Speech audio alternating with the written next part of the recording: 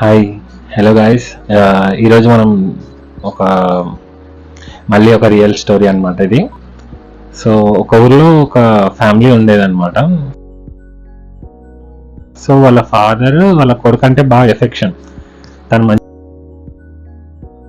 చదువుకోవాలని చెప్పేసి డైలీ స్కూల్కి పో, నువ్వు కాలేజ్కి వెళ్ళాలి ఖచ్చితంగా అని చెప్పేసి స్టడీలో ఖచ్చితంగా తనకి అసలు బ్యాక్ ఎండ్ అవ్వకుండా ఖచ్చితంగా డైలీ నువ్వు స్కూల్కి పోవాలి అది ఇది అని చెప్పేసి బాగానే ఇబ్బంది పెడుతుండే డైలీ. సో ఒకరోజు ఏమైందంటే తను ఇట్లనే లిటరల్గా నైట్ టైంలో కిటికీ వైపు అలా చూస్తున్నాడు వాళ్ళ ఫాదర్. సో ఒక అఘోరా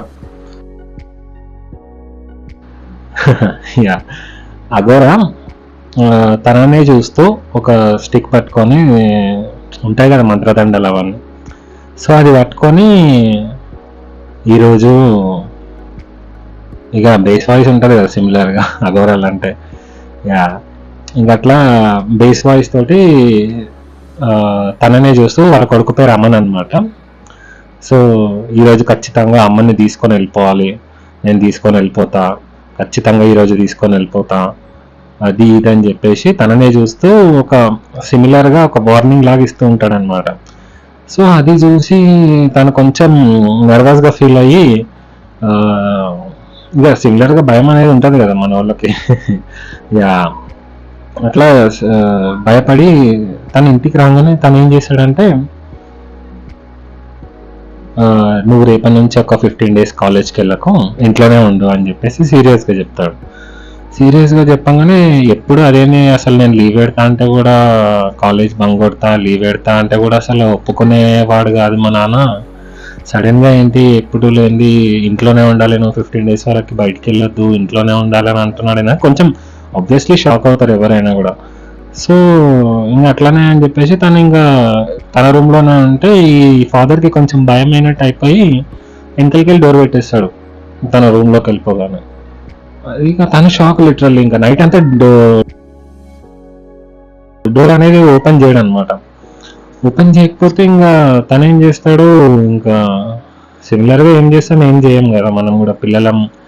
ఫాదర్ ఇట్లా చేసిందంటే ఏదో ఒక రీజన్ ఉందనుకోని ఫస్ట్ డే కాబట్టి కొంచెం షాక్లో ఉండేసి, సో తను కూడా కాంప్రమైజ్ అయిపోయి పడుకున్నాడు. పడుకున్న తర్వాత మార్నింగ్ లేచేసరికి కూడా తను ఇక అదే ఆలోచిస్తూ ఉంటే తను నిద్రపోలేదు వాళ్ళ ఫాదర్.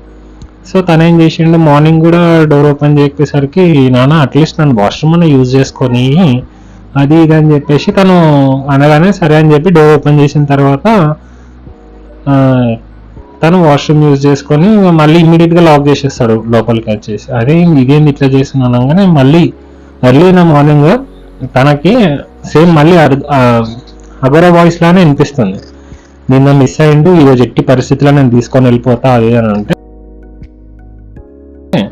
ఆబ్వియస్లీ తనకి బయటికి వెళ్ళే ఆప్షన్ లేదు. అఘోరాని ఉన్నాడా లేదా చూసే ఫస్ట్ ఆబ్వియస్లీ ఎవరైనా కూడా తన పిల్లలను కాపాడుకోవడానికే చూస్తారు కదా. సో తను ఏం చేస్తాడు, బయటికి వెళ్ళే అఘోరాని చూడకుండా జస్ట్ వాయిస్ వినిపించగానే మళ్ళీ ఏం చేస్తాడు, బాబుని వాళ్ళ సన్ని లోపలేసి మళ్ళీ లాక్ చేసేస్తాడు.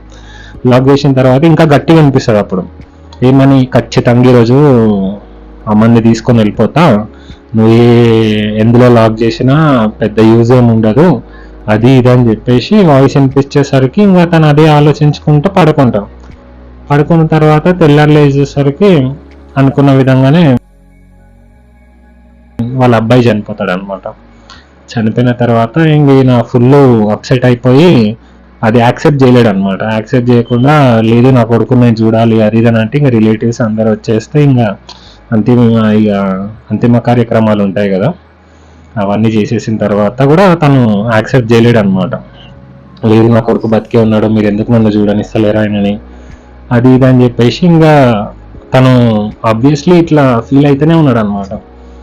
సో ఇంకా సిమిలర్గా ఇక అదంతా కాదు, నువ్వు యాక్సెప్ట్ చేయాలి అని చెప్పేసి ఫ్యామిలీ అండ్ ఫ్రెండ్స్ అందరూ ఫోర్స్ చేసిన తర్వాత కూడా తను లేదు నన్ను అమ్మని గెలవనియండి అని చెప్పేసి అంటే, సో ఇంకా అట్లనే ఇంకా రెస్ట్ తీసుకుంటాడు అనమాట. రెస్ట్ తీసుకుంటే కళ్ళకి మళ్ళీ అఘోరా వస్తాడు. అఘోరా వచ్చి ఏం చెప్తాడంటే, నువ్వు ఇది యాక్సెప్ట్ చేయాల్సింది, అది జస్ట్ ఆత్మ మాత్రమే, బాడీని మాత్రమే వదిలి వెళ్ళిపోయింది, సో నువ్వు ఇది యాక్సెప్ట్ చేయాలి అంటే తను అప్పటికి కూడా యాక్సెప్ట్ చేయలేడు.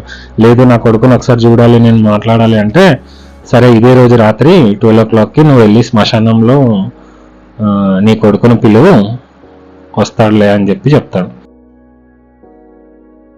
చెప్పిన తర్వాత తిని పోతాడు శ్మశానానికి పోయి 12 o'clockకి తను ఎక్కడైతే అవి పూడ్చిపెట్టారో అక్కడికి వెళ్ళి అమ్మాన్ గట్టిగా పిలుస్తాడు అనమాట. పిలిస్తే ఒక వేప చెట్టు దగ్గరలో నుంచి సంథింగ్ సౌండ్ వస్తుంది, నాన్న నేను ఇక్కడున్నా అని. సో తను షాక్ అయిపోయి ఆ చెట్టు దగ్గరికి వెళ్ళి చూసేసరికి ఎవ్వరు ఉండరు అక్కడ, జస్ట్ తన ఆత్మ వచ్చేసి ఆ చెట్లో ఉంటది అనమాట. తనకు ఆ వాయిస్ వినిపించేసరికి ఇంకా తను ఫుల్ ఏడుచుకుంటా, నువ్వు ఎందుకు ఇట్లా చేసినావు, నన్ను ఎందుకు వదిలేసిపోయినావు అంటే, ఇక అది ఒక సిమిలర్ బేస్ వాయిస్ వచ్చేసి, లేదు నాన్న అది టైం అయిపోయింది, వాళ్ళు యమదూతలు అంట, నీకు చెప్పిన అఘోరాలు, నేను వాళ్ళతోటే ఉన్నాను ఇప్పుడు, ఇంకా నా టైం అయిపోయింది అని చెప్పేసి చెప్పామని ఫుల్ ఏడుస్తాడు అనమాట. ఇంకా వాళ్ళు ఏడవంగానే ఇట్లా ఒక చెయ్యి ఆకారంలోంచి ఆ చెట్టు వెనుక నుంచి ఏదో వచ్చి తన కాళ్ళ కింద ఉన్న మట్టి అనేది తీసుకొని వెళ్ళిపోతుంది అంట. వెళ్ళిపోయిన తర్వాత ఇంకా తను ఆబ్వియస్లీ స్పృహ కోల్పోయి కింద పడిపోతాడు. సో దాని తర్వాత ఏమైందనేది ఎవరికి తెలియదు. వాళ్ళ ఫాదర్ని ఎప్పుడు అడిగినా కూడా ఇది ఒక్కటే స్టోరీ చెప్తాడంట. ఇది ఒక మిస్టరీ అనుకోవాలో ఏమనుకోవాలో ఇంకా తెలియదు, కానీ ఈ స్టోరీ అయితే ఇంకా ఇది ఒక సిమిలర్గా సడన్ స్టాప్, అసలు ఎందుకు చనిపోయింది అనేది ఇప్పటికొక మిస్టరీ అనమాట. సో వాళ్ళ